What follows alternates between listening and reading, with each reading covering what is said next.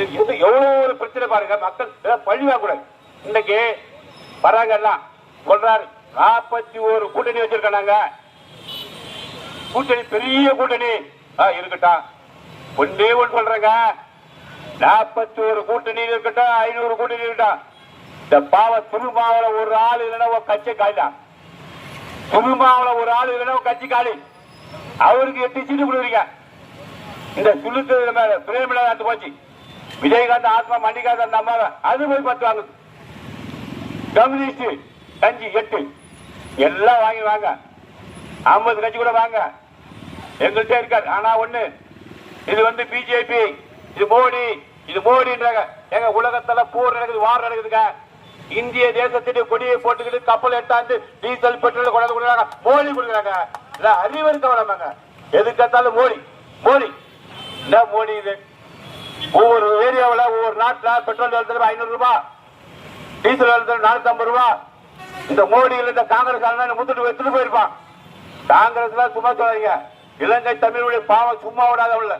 7 ஜென்மத்தால் எத்தனை தமிழ் அழிச்சானோ ஒழிச்சானோ இதோட கடலூர்லயும் சேர்த்தான். இனிமே எவனுக்கு கை தூக்க முடியாது. கையை தூக்கலாம், ரெட்டலைக்கு ஓட்டு போட்டு கேட்கலாம். வராங்க, வீதி வராங்க. மக்கள் பாருங்க. இந்த மார்க்கெட்டை கேளுங்க, இந்த பஸ் ஸ்டாண்டை கேளுங்க, எல்லாத்தையும் கேளுங்க. மக்கள் கேளுங்க. ஓட்டு கேட்க வர்றவங்கள நாங்களே தப்பு கேளுங்க.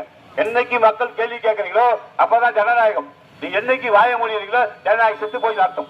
ஜனநாயகத்தை காப்பாற்றோம்னா ஓட்டு போட வரும்போது வாங்க கைகாரு கூட மேயர் ராஜா மேயர் கூட்டிக்காரு. நான் பார்த்தே பஸ் ஸ்டாண்ட கொண்டு போட்டேன், கடையை மஞ்சள் வித்துட்டேன், ஓட்டியை வித்துட்டேன், எல்லாத்தையும் வித்துட்டேன்.